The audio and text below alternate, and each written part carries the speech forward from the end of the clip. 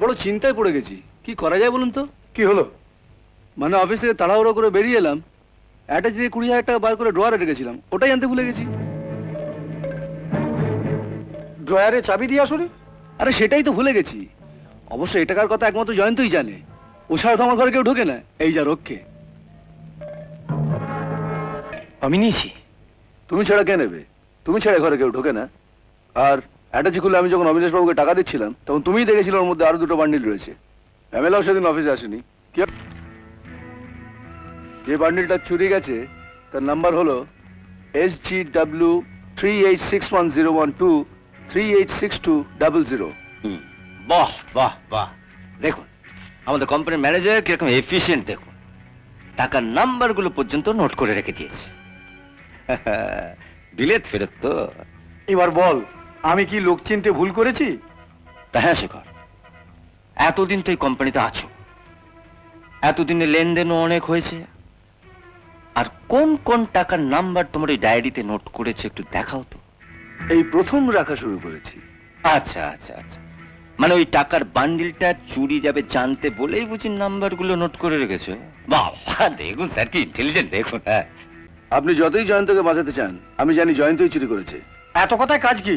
থানায় নিয়ে গিয়ে দুঘা দিলি সব স্বীকার করবে। এখনো স্বীকার কর, টাকাটা নিয়েছিস কিনা। চুলটা ছেড়ে দিন স্যার, আগে প্রমাণ তো হোক কে চুরি করেছে। বলা যায় না, তখন ধরার জন্য হয়তো আরো বড় চুল পেয়ে যেতে পারে। হ্যাঁ, কি শুরু করেছিস তোরা? এখানে সময় নষ্ট না করে ওর বাড়িটা সার্চ করলেই তো সব জানা যাবে। দাঁড়ান, চুরি যাওয়া নোটের নাম্বারটা আমায় লিখে দিন তো।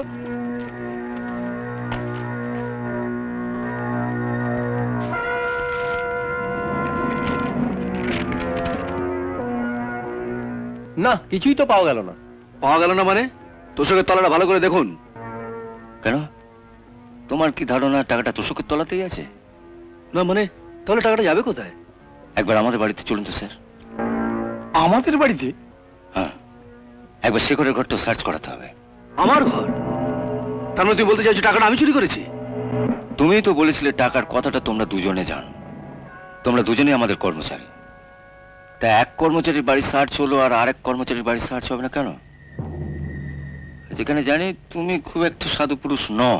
হ্যাঁ, এ তুই কি বলছিস রজত?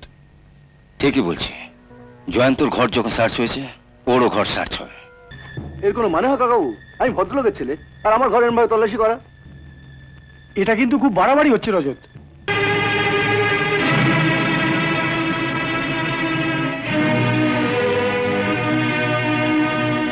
আশ্চর্য, টাকাটা এখানে এলো কি করে? কি মিলল? ইয়েস, এটাই চুরি যাওয়া নোটের বান্ডিল। বুঝলে জামাই বাবা জীবন, বাপেরও বাপ থাকে। জয়ন্ত যেহেতু রূপার জন্মদিনে তোমার হয়ে গান গেয়ে দেয়নি, সেই জন্য সবার সামনে চোর সাজাবার জন্য তুমি টাকাটা তোমার বোনকে দিয়ে ও বাড়িতে পাঠিয়েছি। সেই টাকাটাই এনে আমি এইখানে রেখেছি। মিথ্যে কথা। তোমার হাতের চা ভারী মিষ্টি। ছি ছি শেখর, তোমাকে বাইরে পাঠিয়ে লেখাপড়া শিখিয়ে আনলাম। আমিও ওকে বাইরে পাঠাবো, বাড়ির বাইরে।